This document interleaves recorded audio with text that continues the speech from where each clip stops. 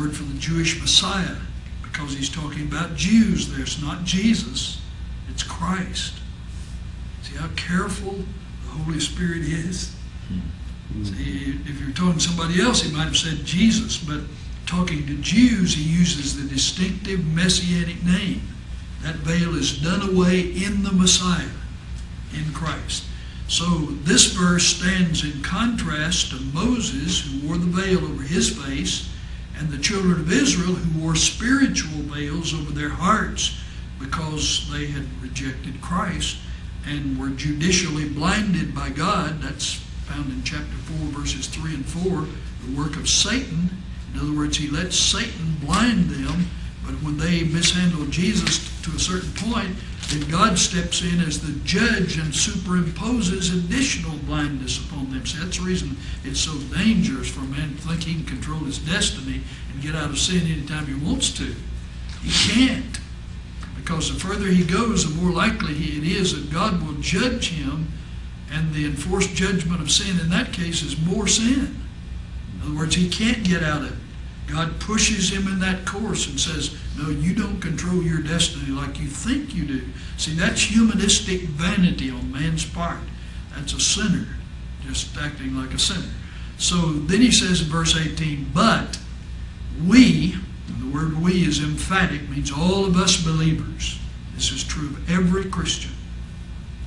So you're going to find something that has already happened in the life of every Christian, and then you're going to find something that is to always be happening in verse 18, the life of every Christian.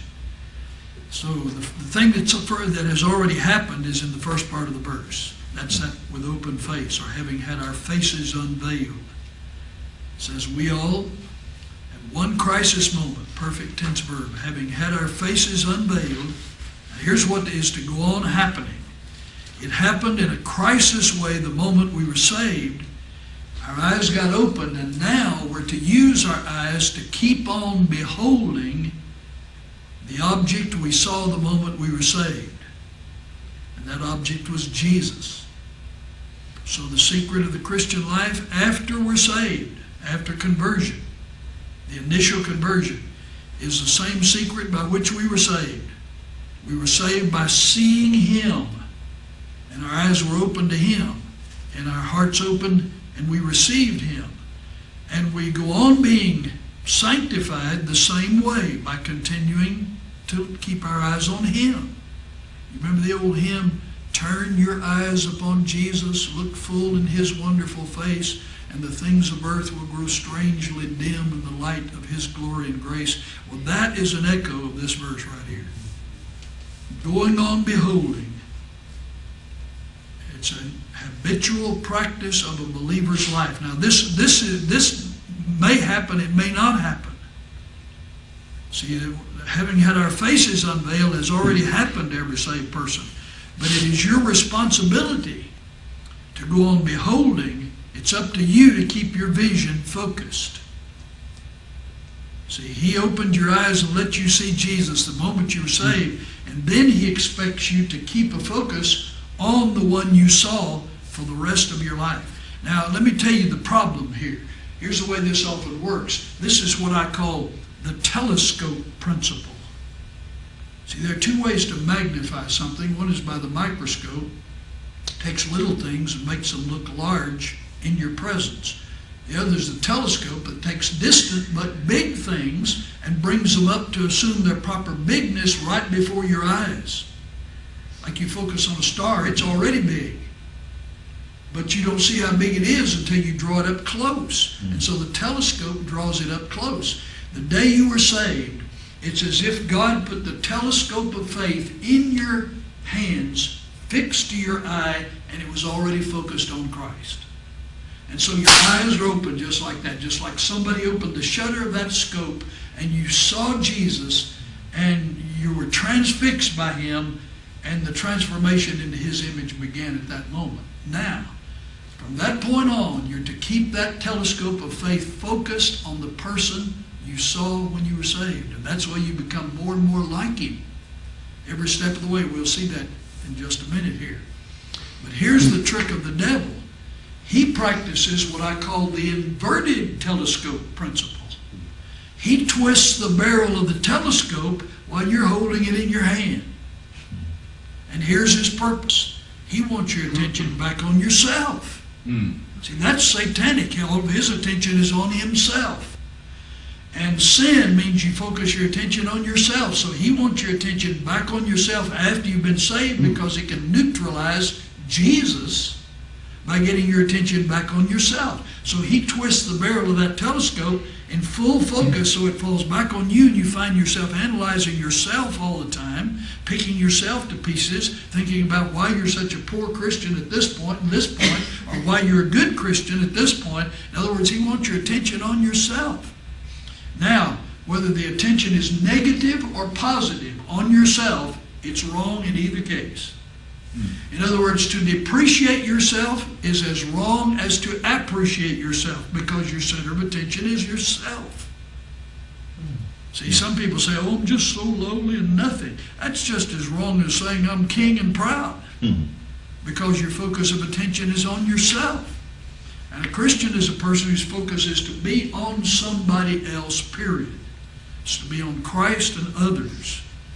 So that's what this verse is about. But we all, with open face, habitually beholding as in a glass, it's the Greek word for a mirror, a looking glass, the glory of the Lord. Let me read it again. We all, with open face, beholding as in a mirror the glory of the Lord, and that's the Lord Jesus. We go on then being changed. It's another present tense, passive voice verb. It means you cannot change yourself. Now, in the beholding, you're the one who does it. But in the being changed, you can't do it. Somebody else changes you. Now, let's be sure we get that. You are responsible to do the beholding, and he's responsible to see that you reach the becoming. Does it change? Yes. Yes, you cannot do this. That's a passive voice verb. It means you are completely inactive. See, you are active in the beholding, but you're passive in the being changed. Here's what that means. Your responsibility is to behold. God's responsibility is to use your beholding to change you. Now, is this a big verse? Amen. Is this a big verse? Let me say it again. Your responsibility is to keep your focus on Jesus in the mirror of the Word. God's responsibility, and he always fulfills it, is when he sees you with your attention focusing toward or upon Jesus in the Word, then he will change you. And the reason this is indicative mood is because you may not know you're being changed. Does everybody hear me? You may not know it's happening. Just like a child from one day to the next doesn't know he's growing. See, you see on the board in the hallway in some homes, all those marks. This is when he was 5 years old. This is when he was 6 years old. But if you take him 6 years in one day, he wouldn't have any different mark. It'd be the same mark. He has grown, but it's not noticeable. It's not measurable. Well, you may not know you're being changed. That's not your business. That's God's business. Amen. Your business is just to go on beholding and to remember that the enemy is going to try every trick possible to twist the telescope to get it focused on some distracting point other than Jesus. That's again a big verse, and there's more than we could possibly say in the time we have. And this is our 5th session, if my calculation is correct, on this verse. So it says, we all, with open face, beholding as in a mirror the glory of the Lord, are being changed into the same image. Now, the only term of major emphasis in this verse is the term same image. Let me say it again. The only term, in other words, the only shouted term, that's the best way to know what major emphasis means. When the words are placed a certain arrangement in the sentence, certain words bear emphasis. Sometimes it's minor, sometimes it's major. This is major emphasis. Actually, it would read like this. We all, with open face, beholding as in a mirror the glory of the Lord, the same image we are being changed into. In other words, the place of the words in that sentence determine that they are major emphasis. So everything in this verse funnels into what you're being made into. Let me say it again. What you're becoming like. That's the entire emphasis. All of this is for the purpose of making you into something, or making you like somebody. And the entire emphasis of this verse is the image of the person you're being made like. Who is it? What is it? And what does that mean? Why does he use the word image? Why didn't he just say you're being made like Christ? But he didn't. He said you are being changed into the same image from glory to glory, even as by the Spirit of the Lord. Now, let me encourage you to write for a minute. Okay? Would you be willing to do that? Just write your arm off for a minute. I want to specify the given parts here. I put them in my notes. And I want you to be sure we have them identified. The we, start there, in quotes, we represent God's spiritual children. Now remember, the Jews were his national children. They were his blood children. We're his under the blood children. Let me say that again. The Jews were his blood children by racial stock. We are his under the blood children by a birth and being covered by the blood of Christ. So the we refers to God's, and the key word here is spiritual, God's spiritual children. And you might already see what I'm about to say. Now the second piece here is the veils. The veils represent the spiritual blindness. And again, the key word is spiritual. The veils represent the spiritual blindness which prevents man from seeing.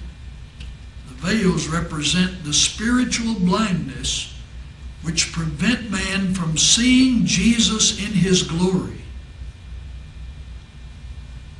Remember, the Jews had every opportunity because Jesus lived among them.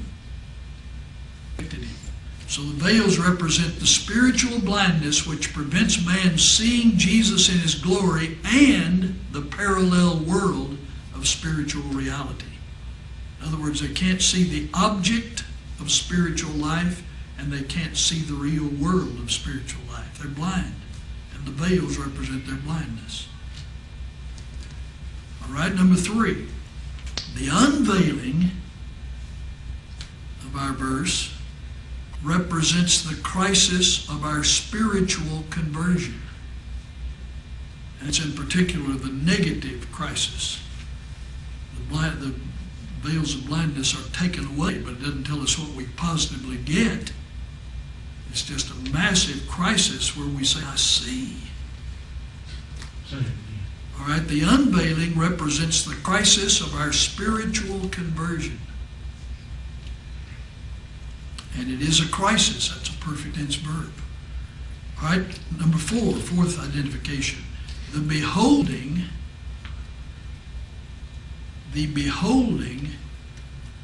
is the believer's spiritual perception of the person of Christ. And notice again the word spiritual. The beholding is the believer's spiritual perception of the person of Christ. So more and more, maybe very small at first and very mild, but he sees Jesus. He begins to realize what a massive, captivating person he is. And this may slowly grow on him. And as he gets in the Word, and if he has any concept of this at all, his heart quickens when he gets to Jesus in the Word. All right, number 5. The mirror, and I'm only going to give you one interpretation. The mirror actually has 2 interpretations in this verse. I'm going to give you the major one. The mirror is the Word of God, where we spiritually see Him and ourselves. The mirror is the Word of God, where we spiritually see Him as the first object in the mirror, and then ourselves If we see ourselves only, we're going to be so disappointed we'll drop out of this real quick. If we see ourselves in Him, we'll realize there's hope. If we see only Him, we'll be intimidated by what we see. We have to see both, ourselves and the mirror of the Word, and Him. All right, what is it, 6? 6. All right, number 6, the glory of the Lord is the spiritual, the glory of the Lord is the spiritual manifestation. The glory of the Lord is the spiritual manifestation of the person. Again, the glory of the Lord is the spiritual manifestation of the person, nature, and character of Christ. And this is what we're to look for when we read and study the Bible. So we go on beholding in the mirror of the Word the glory of the Lord, the spiritual manifestation of the person, nature, and character of Christ. Now, the change, we're being changed. The change is the ongoing transformation. In other words, this represents sanctification. And the word is metamorphosis. So I will say the change is the ongoing transformation or the spiritual metamorphosis of our inner character. Metamorphosis means there's an inner character change that slowly comes out to visibility. And that's precisely the nature of the Christian life. We're inwardly changed the moment we're saved, but it may not show up on the outside yet any more than being a baby will make a person look like a fully productive human being. It's got to grow. So the change is the ongoing transformation or the spiritual metamorphosis of our inner character. And then the last one that I'll mention, from glory to glory, is the term for the spiritual advance of the Christian life. It never ceases. In other words, you never arrive. Paul, as an old man in Philippians 3, said, I count not myself to have arrived, but I press on. And the word he uses is a straining of the muscles of the body, as if he's reaching for a tape, a runner on a track reaching for a tape.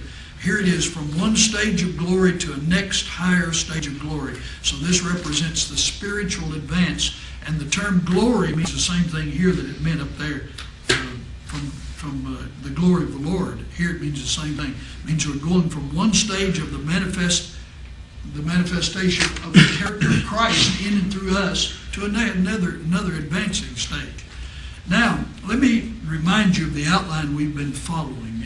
You should have it somewhere in your notes. If you don't, you might want to take it down, because we're going to deal with we'll deal with 2 of these tonight. We're going to leave out one of them altogether. You'll get it in the manuscript. You can read it on your own. Glory to glory. Say it. Glory to glory. All right, glory to glory means there's an advancing revelation of Christ through the person. Glory is the revelation of the nature of God. And this is the revelation of the nature of Christ, who is God, because he's the one being formed in us. So we pass from glory to glory, from one stage of the revelation of the character to another stage. And that's being made to us, now listen carefully, and being made through us. In other words, anybody who lives with us should realize we should be more of the revelation of Christ now than we were 10 years ago. Now here's our outline. We talked first about the peculiar description of faith. This is all of us beholding in a mirror the glory of the Lord. Then we talked about the powerful dynamic of faith. As we went on beholding, we went on being changed. And we talked about the meaning of that term metamorphosis in Matthew 17 and Romans 12, and the change of sanctification. The third point, the one we won't talk about, is the personal disciplines of faith. I will just mention them to you. Let me give them to you. You may want to write them down. In this verse, we see the personal disciplines of faith, at least by suggestion. There are 2 personal disciplines of faith. The ongoing removal of veils that tend to accumulate over our faces. Every Christian knows that the stripping of a veil one time doesn't take care of the process forever. because Satan is a master at reimposing lesser veils over our faces all the time. So we have to vocationally participate in the removal of the veils regularly, and I have a whole list of veils. We're not going to deal with that. Then secondly, we have to participate in the constant refocusing of our vision. And there are a lot of verses about this in both Old and New Testament. In other words, it is our responsibility to be sure we're looking toward Jesus. And then the last point, number 4, is the perpetual delight of faith. And I'm not going to talk about that now because I hope we can get to that before we finish tonight. The perpetual delight of faith. What is the outcome of all this through your life, not just in your life? Now, for the sake of Dr. George Connor, Esquire, who said, I want you to get to that word image. Well, those not your words last in the It table. was, in fact, you skipped them on this list, and I wanted to raise my hand and say, between glory to glory, and I forget what was before it, is the same image. There's an image here somewhere. That's right. Yeah. And a lot of questions arise, or should arise, when you come to a statement like this. Why didn't he use a synonymous term? Why would you stick with the old, apparently it looks archaic word image? What is this image? Now, let me show you why I asked you to write down all those things. How many did you get? 7? 8? Okay, 8 things. The common denominator in all 8, as I gave it to you, what was the common denominator? Same image. All right, the word spiritual. That word spiritual occurred in every one of the 8. All right, the same thing is true of the image. It is a spiritual image he's talking about. If it were any other kind of image, it would violate one of the very first commandments. Don't make a graven image or any kind of image. No, this is a spiritual image, and this is an inward, invisible image, the results of which are supposed to break out through your life. Now, let's do a little Baptist sword drill, so hold your place there and turn back to Romans 8.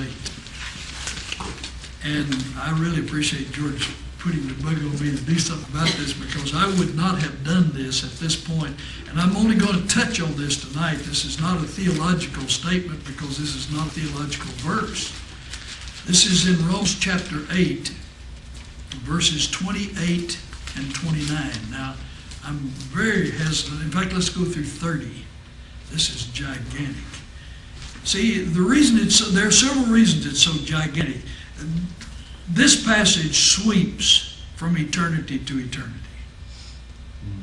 It's fastened as far back as you can take your mind into previous eternity, as we think. Previous. There's no such thing as previous eternity. But as we think, go back to the past as far as you can make your mind go, add one, and then add one, add infinitum. Keep adding one. And every time you add one, it takes it further back beyond what you thought of before. And still, this verse, you haven't reached the ultimate of it. Go in the other direction into what we call the future, infinitely. The term the Bible uses is the term for juggling ages, into the ages of the ages of the ages of the ages of the ages. It's a word for eternity. Into the ages of the ages, and that's the term the Bible uses. And this verse connects all that infinite past with that infinite future and shows the sweep through several golden links between those two, and the believers caught in all of them. In other words, we were in God's heart before we ever drew a breath, from all eternity. And not only in his heart, we were in his salvation purpose. Just look at verses 29 and 30 before we tie these together. And notice the order of these things that God did. In verse 29, he foreknew us. He also, well, here's a big one, predestinated us. And then look at verse 30. Having foreknown us and predestinated us, middle of verse 30, then in time he called us. And on the basis of his calling us, he justified us. Number 4, now get this. The word glorified in verse 30 is the same tense as those others already completed. Now, did everybody, are you sure you heard what I just said? The word glorified is the same, let me put it in our language, it's the same past tense as are all those other actions. God foreknew us, past tense. God predestinated us, past tense. God called us, past tense. God justified us, past tense. But here's the glory. God has already glorified us, past tense. It's a done deal, isn't it? See, that's what this is about. It's about the security of the believer. He couldn't get out of this if he tried. He couldn't miss heaven if he went into revolt. He couldn't do it. He'd just be a revolted child. But he'd still get there. See, because once God is serious about this. He's going to see through what he started. In fact, he's already seen it through. To say he's going to is to violate this passage. The word glorified means that in God's sight and in God's purpose and in God's power, I'm as good as in heaven right now as if I'd already been there 100 million years. Amen. That's what that word glorified means. Now, I would love for a probational salvation person to explain that to me. A person who believes he's saved and then probated. He doesn't have salvation. He only has probation. If he thinks he can lose it, he only has probation. He doesn't have salvation. He does not have eternal life. He has life that will last only as long as he doesn't lose it. That's right. It wouldn't be eternal at all. It would be temporary. But this is one massive passage, and that's verses 29 and 30. Now look again at verse 28. This is the best known verse, probably, maybe in the book of Romans. And the book of Romans ought to be well known. It says, we know, it's the word for persuaded conviction on the basis of full evidence. We know that all things work together for good to them that love God, to them who are the called according to his purpose. Now, here's the sad thing. We normally draw that verse out of context and take it to mean, well, cheer up, everything's going to turn out well. That's not what that verse means. See, the good is spelled out in verse 29. The good that all things work toward is spelled out in verse 29.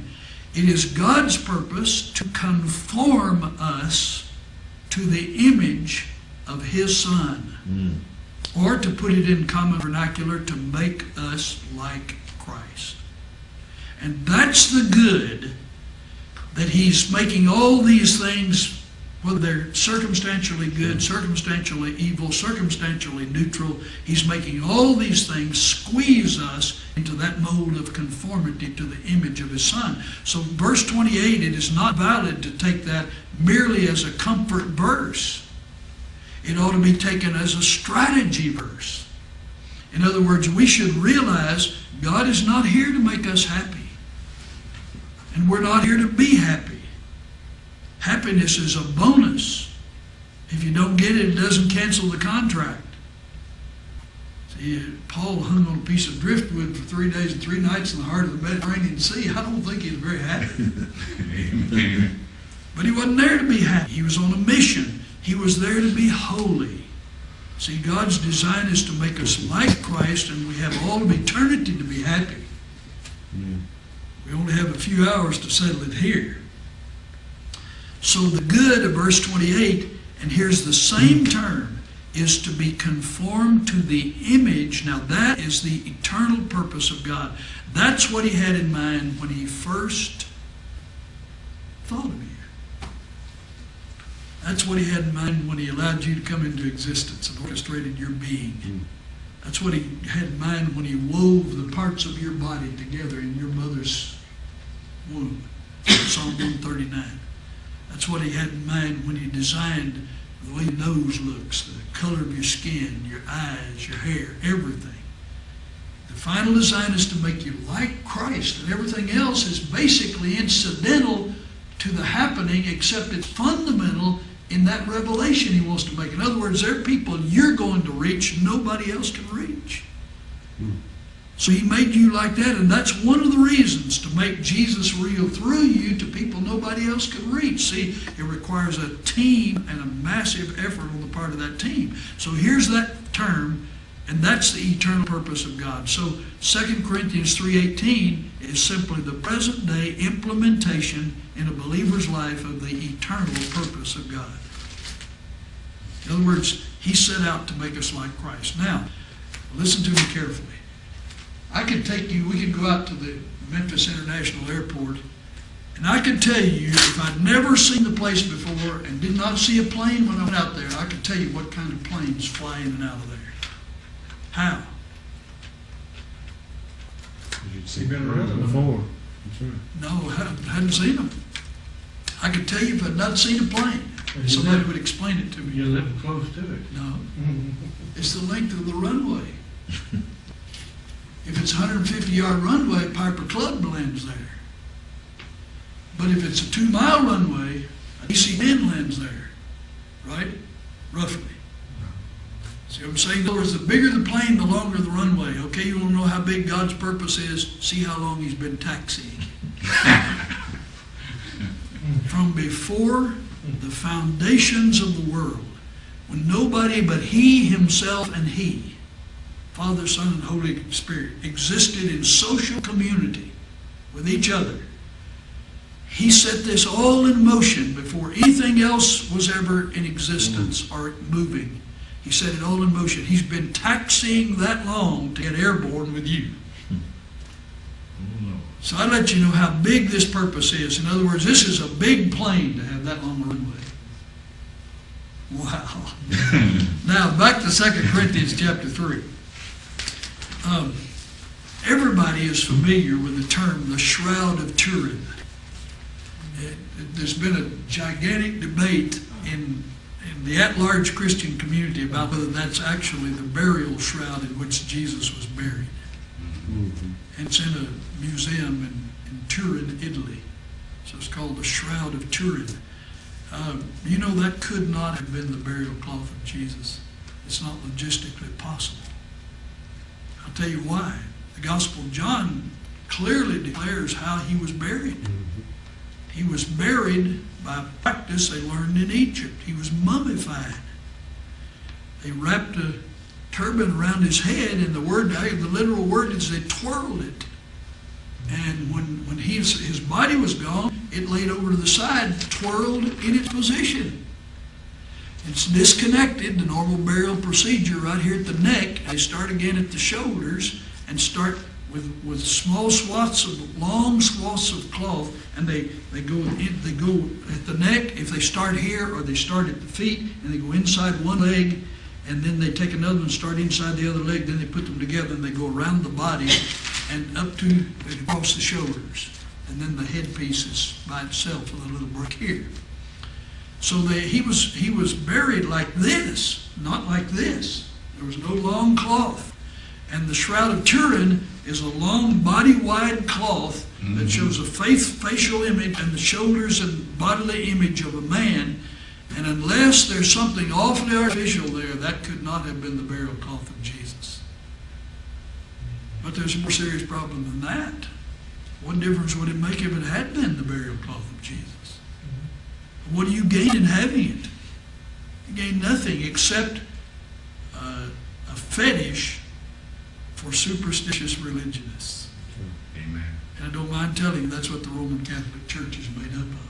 That's right. And that's a Roman Catholic shroud, and it has been turned into a shrine. No, listen carefully. Something to worship. It was never God's intention to put the character image of Christ or the image of Christ on a piece of cloth. It was his intention to put it in a person's character. Amen. Because what difference would it make if the impression of the image were on a piece of cloth if it's not in a person's character? Brother, would it not been maybe what they do too is sometimes security knowing that maybe it was really a Christ because they really don't sound like it. Yes, I think so. In fact, everything becomes superstition.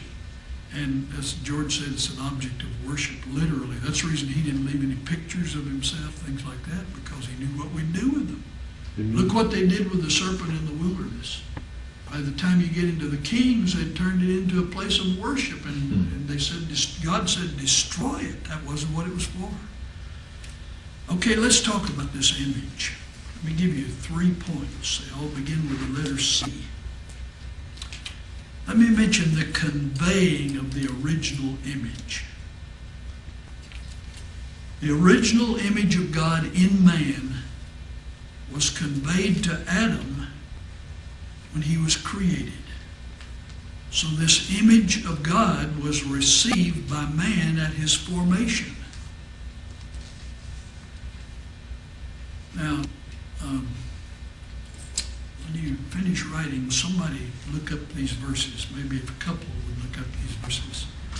Turn to the early chapters of Genesis, and whoever goes to Genesis 5, keep that one open, because we'll come back to it in a minute, I think. Somebody read Genesis 1, 26 and 27. Whoever gets it, raise a hand. Okay, George. 1:26. Then God said, let us make man in our image, according to our likeness. Let them have dominion over the fish of the sea, the birds of the air, over the cattle, and over all the earth, and over every creeping thing that creeps on the earth. Okay. Now, read the first part of that sentence again. Please don't miss this. Then God said, let us make man in our image. Now, listen carefully. Let us make man in our, notice these are plural, but this one is singular. Right. In other words, God is a plurality, but he's still one. Mm-hmm. Singular God. Now this is in the first chapter of the Bible. In fact, it's earlier than that. It's in the opening verses of the first chapter of the Bible. The word for God is the plural word, Elohim. God created the heavens and the earth. And yet he's one God. See? So here's a plural concept and a singular amalgam. So here's plurality and unity and plurality, and this is the key word of his conveyance to man. Now that's 1:26 and 27. All right, somebody else read Genesis chapter 5, verses 1 and 2. Some volunteer. Okay, Todd? 5, 1 and 2. Mm-hmm. This is the book of generations of Adam. In the day that God created man, in the likeness of God, made he him. Male and female created he them, and blessed them, and called their name Adam, in the day when they were created. All right, very good. Now this is the term likeness, which may be a slight variant, but it has essentially the same dimensions. And notice that both male and female were made in the image of God. In other words, neither of them bears more of the image of God than the other. He's very clear to say that. And that needs to be recognized, especially by controlling men. Okay, what does this mean? Well, let's translate it a different way. The word image could be translated resemblance, because that's what it means. God made man in his own resemblance. God made man to resemble himself. So man was the housing place for God's revelation. He was the highest apex of God's self-revelation in the natural order. So every man is a very finite expression of the infinite God. Every man. Now, what does it mean to be made in his image? Well, this would be limitless. This would take far too much time. Let me mention just a few key things. It means that God made us free like he himself is free. So we are responsible like God is responsible. Boy, that is big. Mm-hmm. See, God assumes full responsibility for his freedom to act. And he expects man to assume full responsibility. That's a part of being made in the image of God.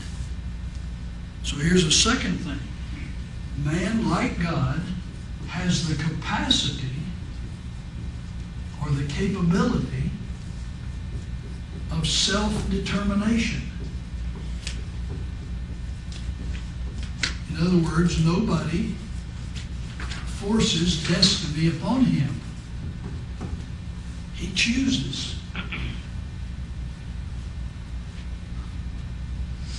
And the dimensions of the choice may be proscribed. In other words, it may be limited, but he's still expected to choose. He's responsible. And he also, like God, number 3, has the capacity to reason and to think. And he is by far the highest part of the natural order in that capacity. In other words, there are other things in creation that have a measure of some of these. Other parts of creation has some measure to think, and whether it's reasonable or not, somebody else would have to try to say. In other words, there's some mental capacity, however tiny it is, but man is by far and away the key signature of God's self-expression in the natural order. And that's the way he made Adam. He made Adam to contain him and to reveal himself through Adam. All right, here's the second thing we want to look at. We've seen the conveying of the image. Now let's look at the corrupting of the image. Something terrible happened to the image of God in man. The corrupting of the image. The image that was received at man's formation was ruined in man's fall. Let me say that again. The image of God that was received in man at man's formation was ruined in man's fall. Now, whoever had their Bible open at Genesis 5, I hope you kept it. Well, let me ask everybody to turn to this one. We'll just take a minute, turn to it. Genesis 5. And somebody read again, somebody else this time. Some are still writing. We'll wait a minute. Genesis 5. And let's reread verse 1. And there's a reason for this. Boy, here, I mean, this book is so incredible. 5:1 and then 5:3. So somebody read slowly those two verses, but pause between them. This is the book of the genealogy of Adam. In the day that God created man, he made him in the likeness of God. All right, that's verse 1. Now read verse 3. And Adam lived 130 years and begat a son in his own likeness. Aha, that's enough right there.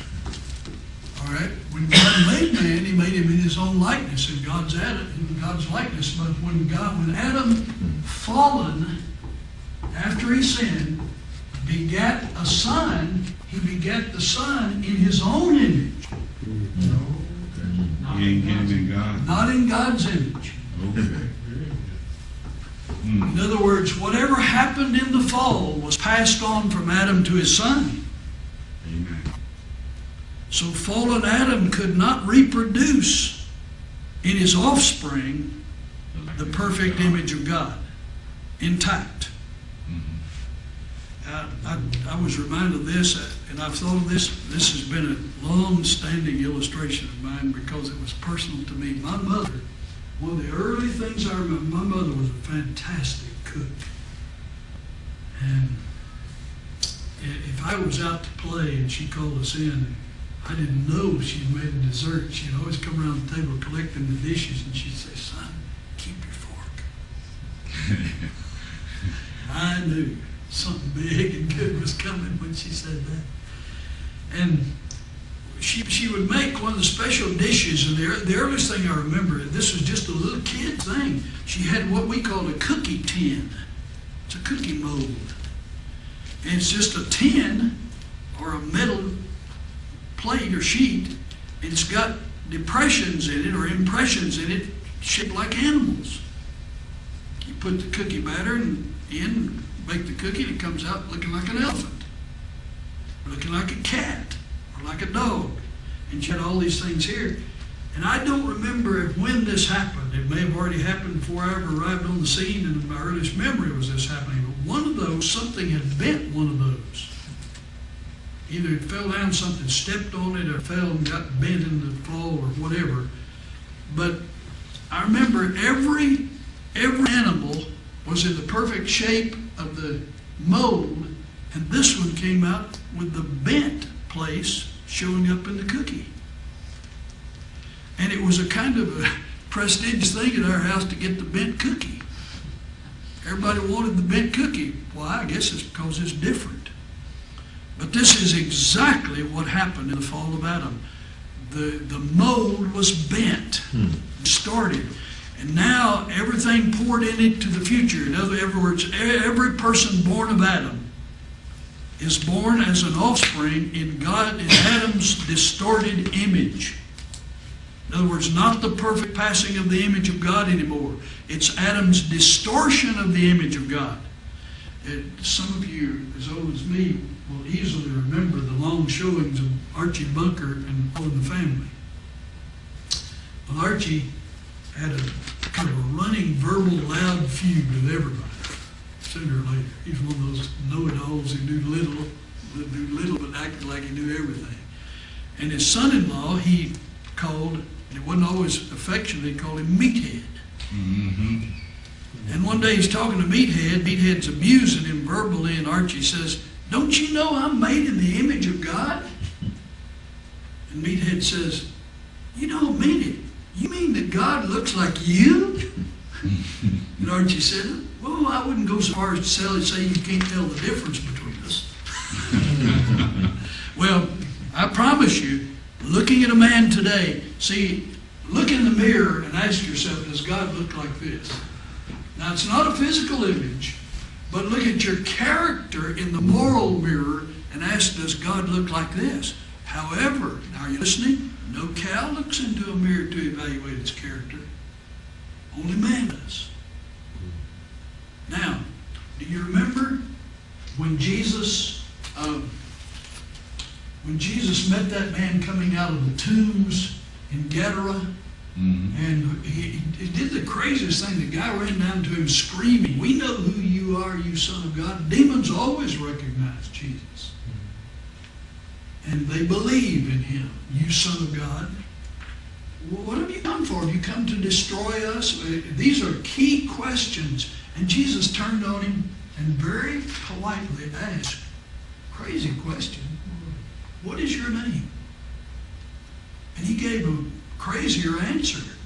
He said, "My," singular, "my name is Legion, for we," plural. Well, sort of make up your mind. My singular. Are you one or more? And his answer would be yes. Sometimes I think I'm one. Usually I feel like I've been hacked all to pieces. I'm just a... And the term he used, are you ready for this? This is a term for 6,000 Roman soldiers. In other words, I normally feel like this man was so whipped by Satan and sin and so possessed of demons that they had the run of the house inside of him, and he said there were 6,000 of them. Now, go the other direction. Suppose that's true. Do you know what it says? Man, no matter what his condition, has an incredible capacity for containing somebody.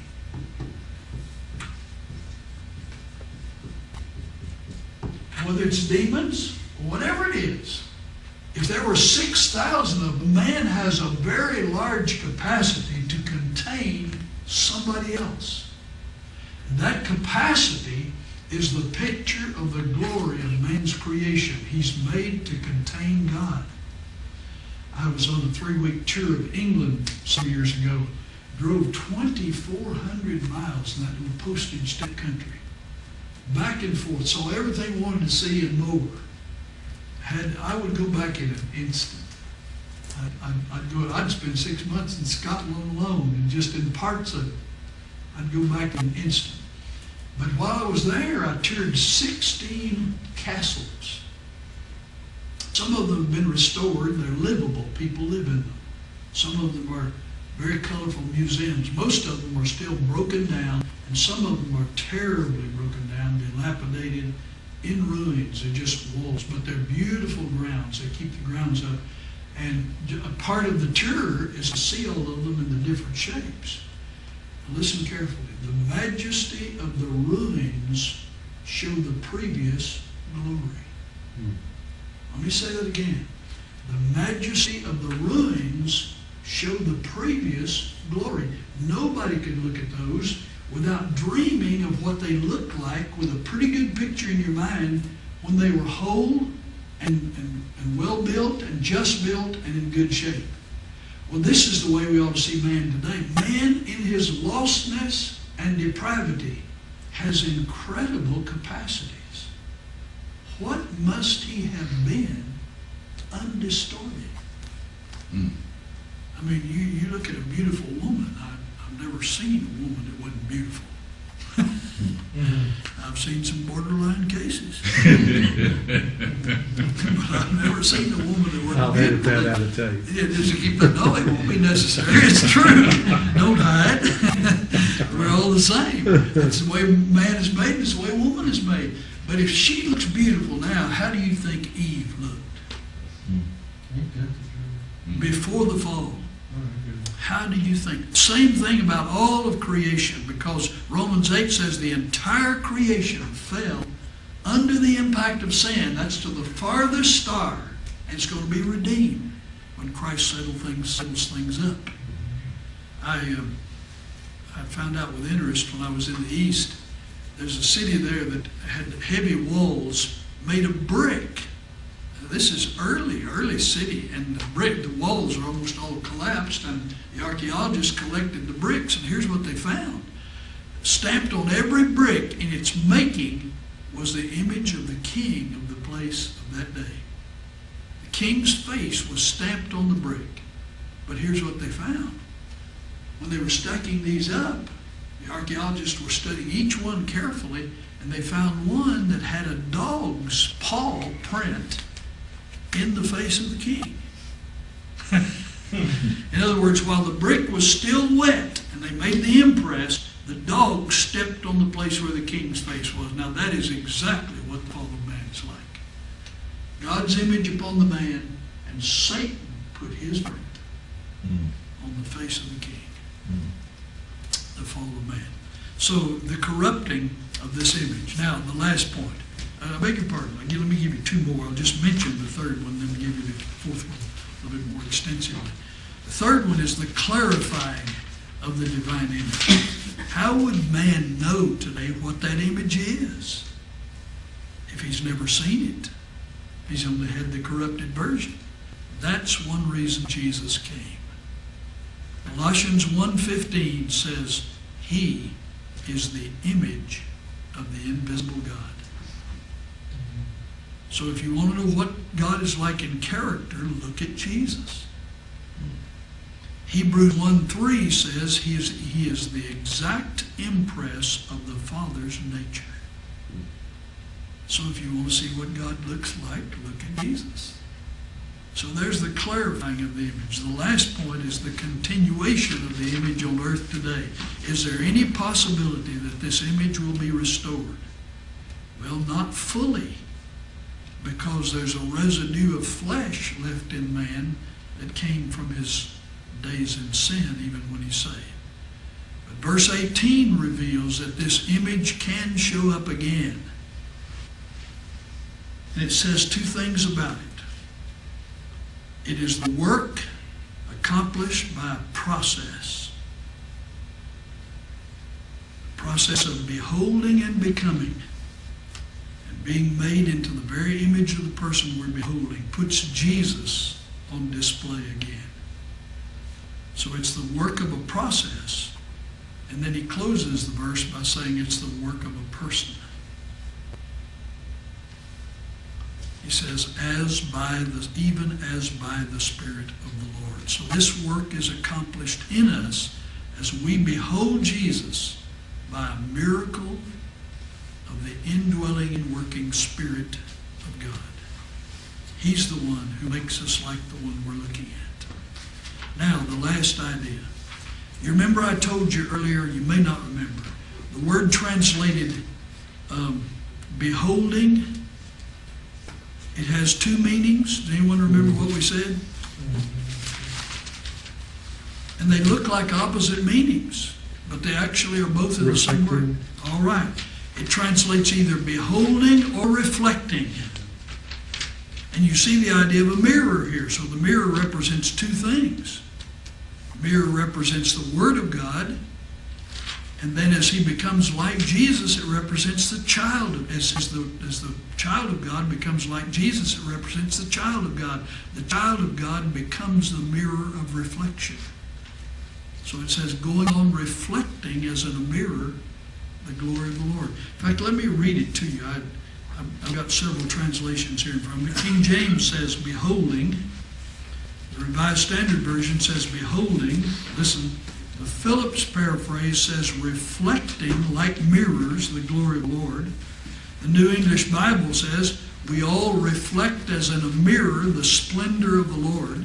Thus we are transfigured into his likeness from splendor to splendor. Such is the influence of the Lord, who is the Spirit. The Good News Bible says, all of us then reflect the glory of the Lord with uncovered faces. And that same glory coming from the Lord, who is the Spirit, transforms us, and so both of them take place. We go on beholding, and as we go on beholding, we start reflecting.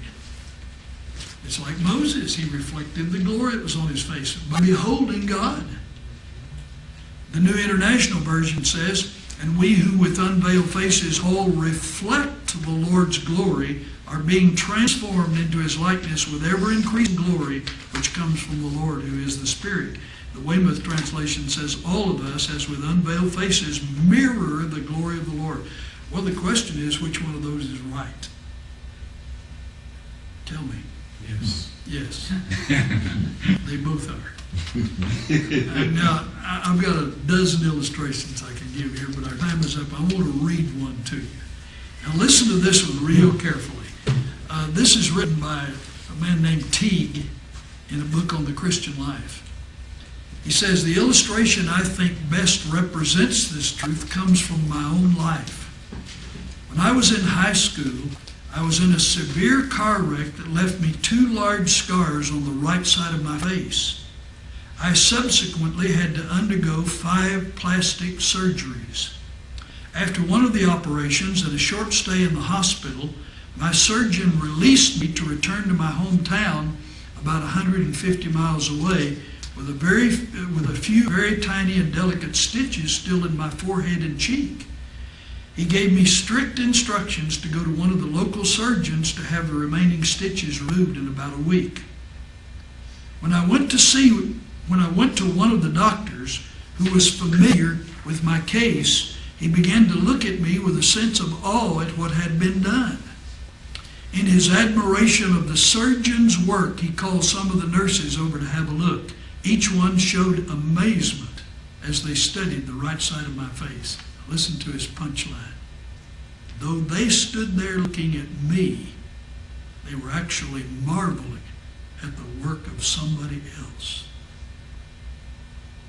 Everybody hear that?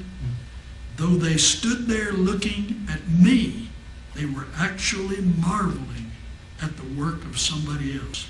They were captivated with the ability of one who could perform such wonderful surgery on a person so badly scarred. This is what our reflective glory will promote for all eternity. We will look at one another reflecting the splendor and sparkle of our sinless Savior, and we will marvel commonly at Him. The one who could take creatures scarred with sin and transform them into such objects of glory and beauty, we will constantly proclaim to one another, this could only be the work of Christ, the Lord of glory, or this could only be the work of the Lord who is that Spirit. That's what this verse is about. Let me give you one last illustration and put the whole verse together. Everybody who reads Christian literature will recognize this name. This man was a tremendous preacher. When you get a chance to hear any recorded version of any of his sermons, be sure to listen, because you will be amazed at this man's polish. His name is Donald Gray Barnhouse. He He was the pastor of the church in Philadelphia that James Montgomery Boyce was pastor of. James Montgomery Boyce died some while back of cancer. And Barnhouse, of course, was quite a while ago. But Barnhouse is the one who founded Eternity Magazine. He was the founder and editor of it. Masterful. One of the early Christian magazines to have great circulation. And he would use this magazine to publicize, and once every summer, sometimes twice, he would take tourists who would come with him on tour groups. They were bus tour groups. They would go up into Canada.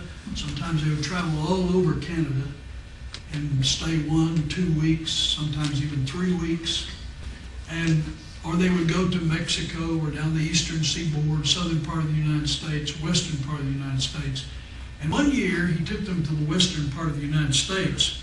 And they were just outside of San Francisco. They came to the San Jose, Monterey, Twin Cities area at the time where they had the biggest amusement park in the world in that Twin Cities area. It's now been displaced by the Disney features, but at that time it was the biggest one in the world. And when they came there, he gave them an option. They were always somewhat relaxed and chose for options along the way if they wanted to take side tours or whatever, and the consensus would carry it. He said, would you like to spend some time at this amusement park? And he explained it to them, and unanimously they all said yes. He thought half a day, but they said, let's take a day. And so they took a day. Well, because he was the preacher and the leader, most of the group stayed with him. They had a certain time they had to get back to the buses, otherwise they were on their own. But because he was the preacher and the leader, most of them stayed with him. And they came to this amusement. He said it had a peculiar fascination to me. It was a 30-foot long barrel, 8 feet in diameter. And it was laid down and attached to pulleys and an engine. And it had 3 speeds. They could make it start turning over. And it had 3 speeds: slow, moderate, medium, fast. And the object was, you bought a ticket, and then the object was to walk through the barrel with it turning and touch the far end and come back out without falling down. And he said because he was competitive by nature, that just had a strange fascination to him. So he stopped and expressed an interest to do it. And all of his crowd gathered around him, started encouraging him. Preacher, we believe you can do it. So he bought his ticket, went up to the guy sitting on the stool in the mouth of the barrel and said, explain it to me. And the guy said, well, I turn the engine on and you choose the speed. And then when you think you're ready, you walk down to the far end, touch the end of the barrel and come back. And when you can get out of it upright without falling down, you've defeated the obstacle course. And he said, well, I believe I can do that. And people do it, don't they? The man said, certainly. That's what it's here for. He said, what speed do you want? He said, well, I'll start with the slow one. And so he turned the barrel on, started roaming around. He calculated, now I'm going to have to go up this side to keep my balance long enough to take the steps and get balance. And so finally he started in. He said he had to take 3 steps before his feet got above his center of gravity, and he fell down and then couldn't even get up.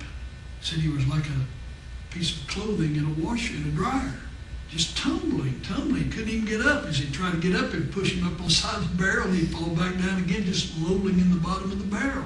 And they were out there now just jeering at him. This whole crowd was just jeering him. Yeah, preacher, you can't do it, can you? And finally the guy had mercy and turned the barrel off. He got up, stumbled out of there. He said, you said this can be done. The man said, yes. He said, then turn that thing back on. And so he said, okay. He turned it back on. After calculating more carefully this time, or more aware of the obstacle, he started through, and exactly the same thing happened.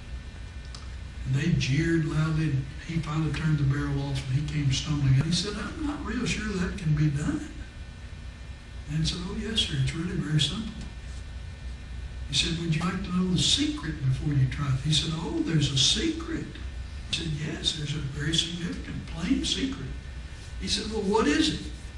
He said, look down through the barrel and tell me what you see. He said, well, I see the inside of the barrel. He said, forget that. Tell me what else you see. He said, oh, I see a mirror on the far end of the barrel, covering the far end of the barrel.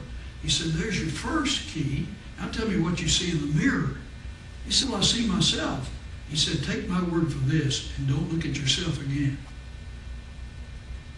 Get your eyes off yourself and deliberately keep your eyes off yourself. What else do you see? He said, I see with the reflection of the people back there. He said, forget all of them. What else do you see? He said, I see you sitting on that stool. He said, that's it. That's your upright, consistent frame of reference. He said, when you start to walk, deliberately distract your gaze from every other possibility and focus it only on the upright frame of reference and start to walk and do not allow anything to distract your gaze. When you reach the mirror, touch it quickly, turn around as quickly as possible. You'll likely think you're stumbling and going to fall, but if you'll turn your attention directly back to me, instantaneously you can walk out of the barrel just like you walked in. Well, Barnhouse said, I was suspicious of that. I didn't think it would work. But he had him, the barrel was rolling, and he calculated, get your eyes off this, and get your eyes on that. And finally, when he had himself transfixed to that, he said, I started walking. He said, it was much easier than I thought. I walked all the way down to the end, wobbling and stumbling a bit at first, but then it became more steady. I realized this was going to be a test, so I touched the mirror real quickly and hurried around and started hurrying toward the other end with my eyes on him. I walked out of the end of the barrel. He said, now my people were throwing their hats up in the air and laughing and cheering and said, preacher, we knew all the time you could do it. He said he hadn't been away from there, but just a few minutes when the Holy Spirit closed him up to himself, closed everybody else out, and said, my child, do you know what you just saw? Are you sure you learned your lesson? And he said, here were the thoughts that came. Number one, the motivated person. I can do this. Represents the committed Christian. It is built into him at the moment of his conversion, the awareness that he can do this. But he proves in practice what looks to be the opposite. I can't do it. Is that not true? Amen. In other words, everything in him says, I can do this. But his practice says, no, you can't. Because he stumbles and falls all the time.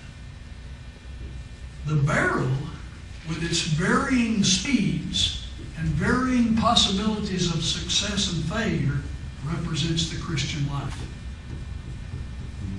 Varying speeds, varying tests, varying possibilities of success and failure. The operator and object. See, he only looks like the operator at first. As you learn your lessons, you realize he's the only proper object of faith. Represents Jesus. He controls the speed, the cargo, the destination, and he's the one you to keep your eyes on. The mirror represents the Word of God. And in time, it secondarily represents you. But the primary meaning is the Word of God. And here's what this means. The whole secret of balance in the believer's life and proper achievement for time and eternity is to keep your eyes on the object of faith in the mirror of the Word, and one day you'll touch it for the last time and you'll turn and meet Him face to face. Amen. Amen. Is that a giant illustration?